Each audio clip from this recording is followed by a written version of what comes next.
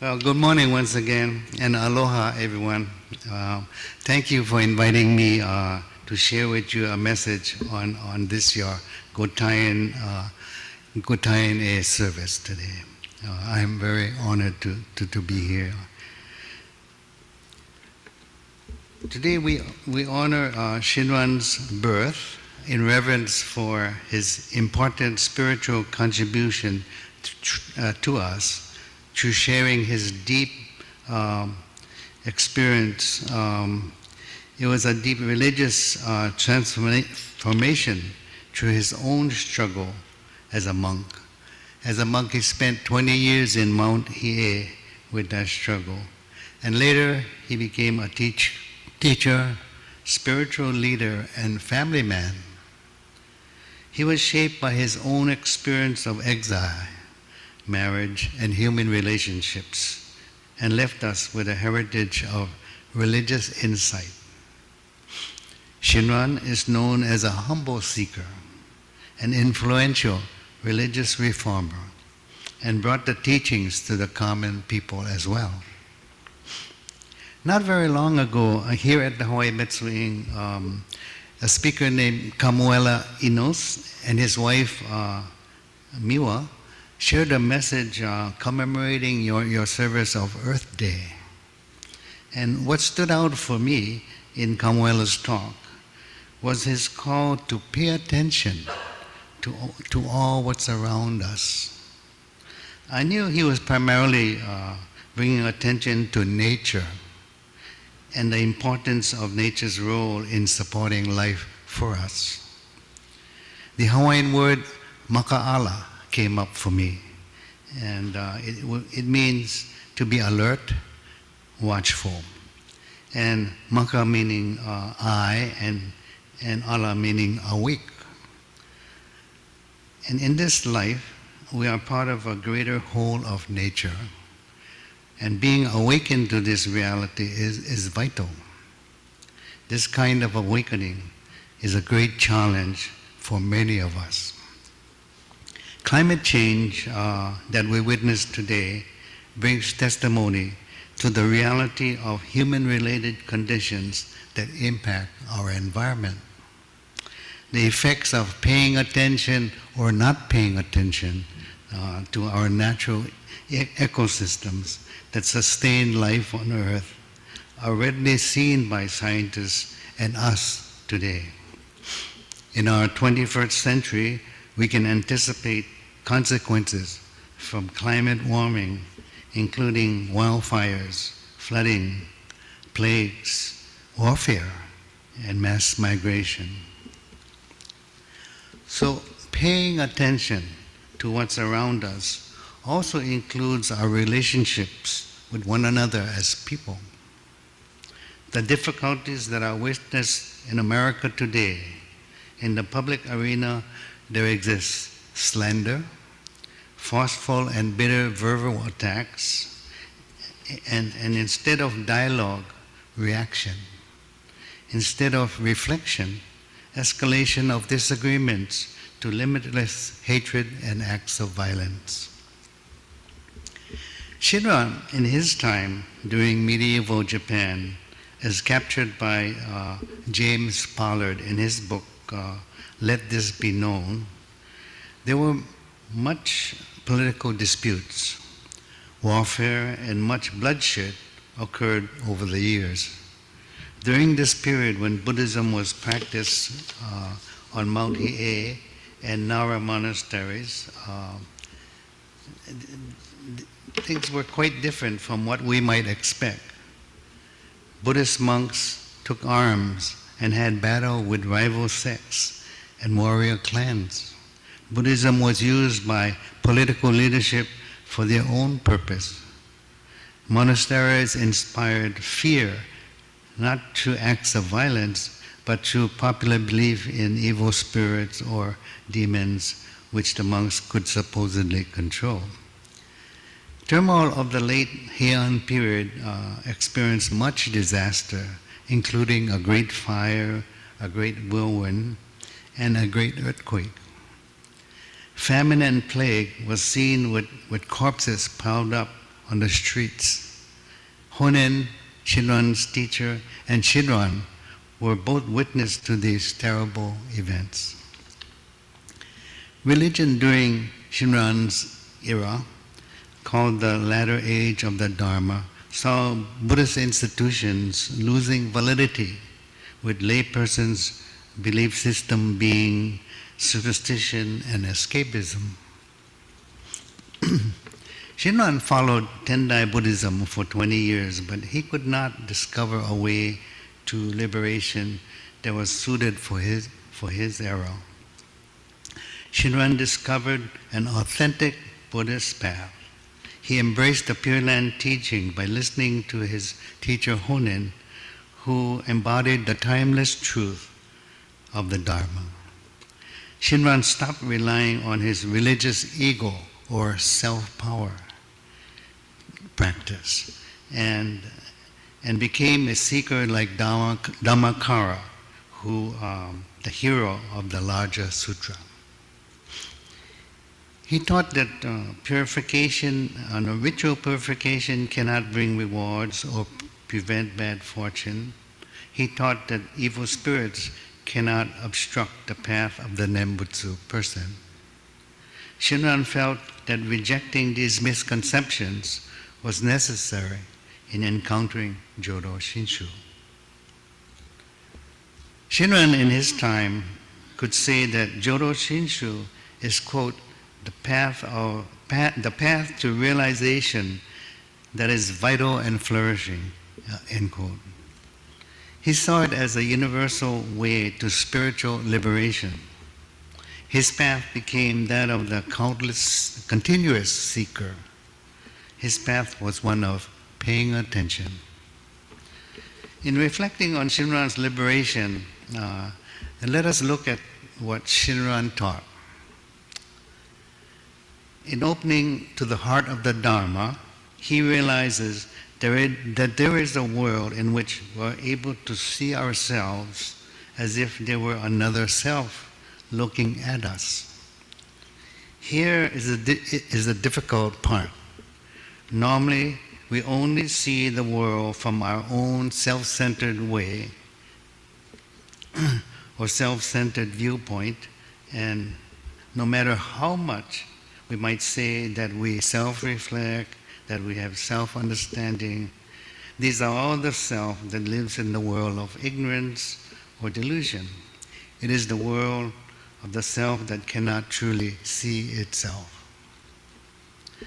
But regarding the self, our deluded self is like a person who is drunk at a party and refuses to give someone their keys. A drunk person and out of control cannot drive home safely. Someone kindly offers to drive him home. The drunk person, however, does not think he is drunk, and he reacts. What? Me drunk? Me? No way. Leave me alone. I don't know if you folks experience seeing that, but I have.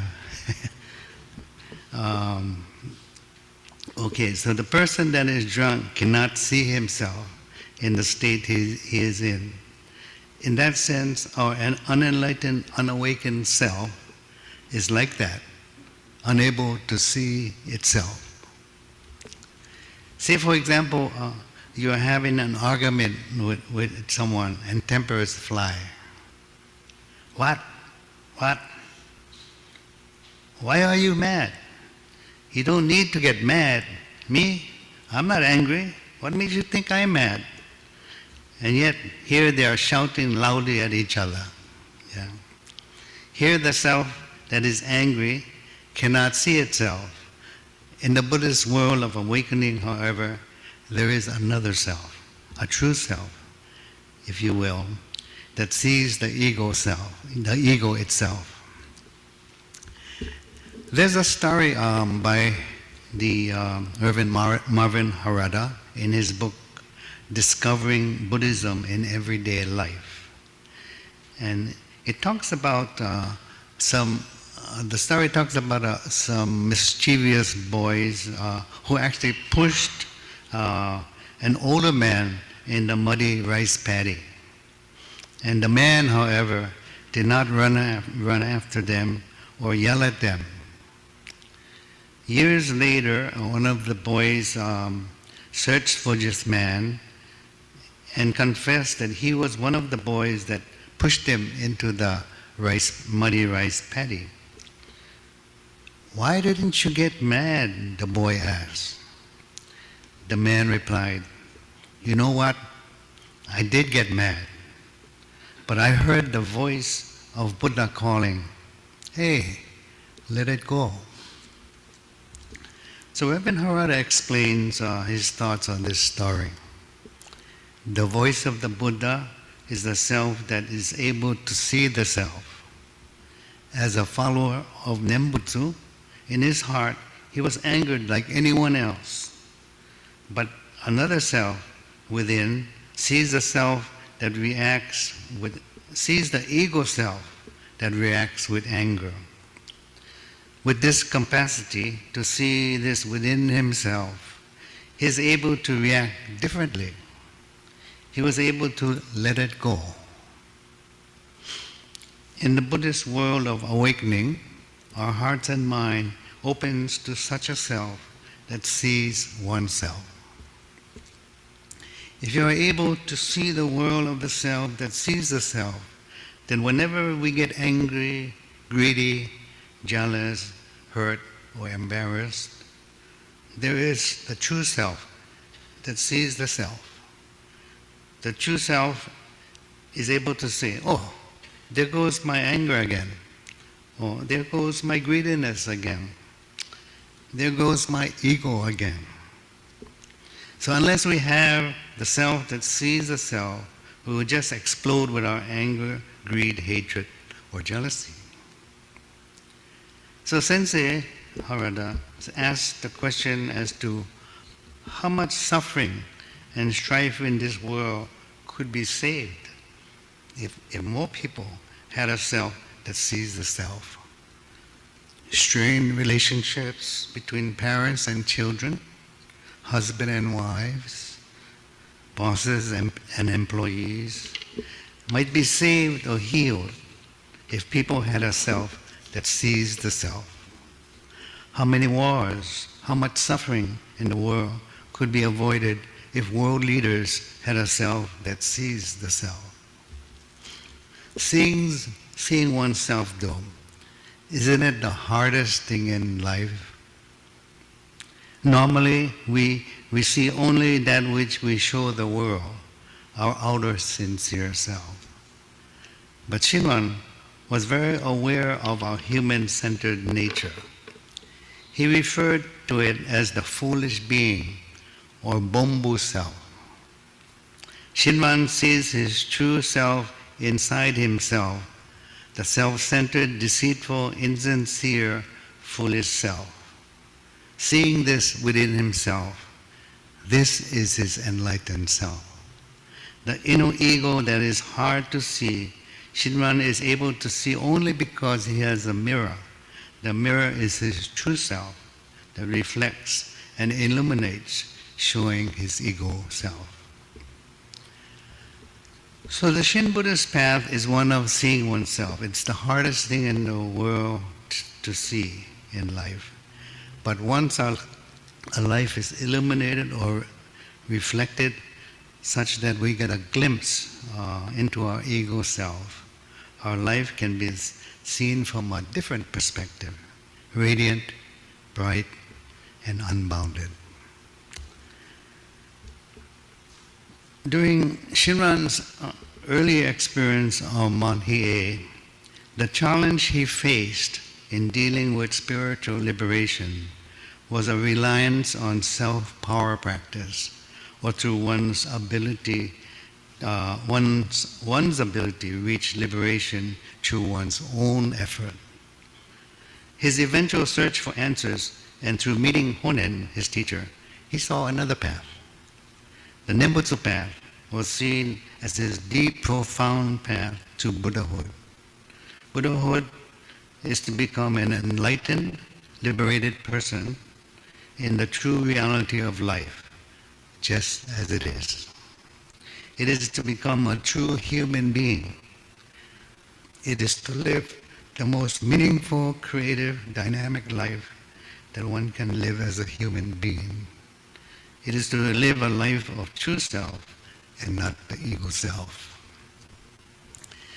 As mentioned earlier, Shinran was very aware of his human-centered nature, or ego, but he experienced deep joy in hearing and meeting with the Buddha's great vow to save all beings.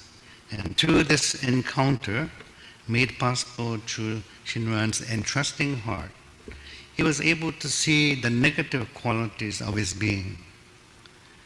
For Shinran, this encounter, or the light of wisdom working within him, helped him realize a deep awareness of his negative qualities or foolish passions in himself. A mirror, his true self, reflects and illuminates, showing him his ego self. He then humbly experienced gratitude and appreciation for the Buddha's compassion. Shinran realized the human-centered nature of man with some degree of sadness. It was awesome, however, that Shinran was able to understand that evil passions, which will continue to be part of his life, was no longer a hindrance to living a dynamic and creative life. The entrusting heart is seen as the basis for this awakening experience. So in conclusion, at this your Gotane service honoring Shinran, we take the time to reflect on his contribution of sharing the Dharma. We honor him for sharing his experience of spiritual transformation to the earlier struggle as a monk and having shaped his own experience of exile, marriage, and human relationships during a very difficult period in medieval Japan. So Shin Buddhism contribution to the world today might be to show people that the self that is able to truly this Shin Buddhism contribution to the world today might be to show people that the self, to show people that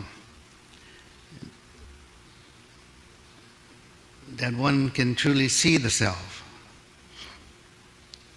You know, here my typing becomes very bad. But that's the point, that the contribution today, that we see the self, we see the true self within us to see our true nature. And Shinran's view of the Dharma can be seen as a true friend, as our bumbu or foolish nature which comes up for us. We can acknowledge the Dharma as a true friend of compassionate understanding, with light of wisdom that helps us transcend our challenges. May Shinran experience inspire us on our own path toward learning and growth, and may we aspire to be the continuous seeker that Shinran was. So thank you all for listening, and I'd like to close by reciting the Nembutsu together. Namo Amidabs, Namo Amidabs, Namo Amidabs.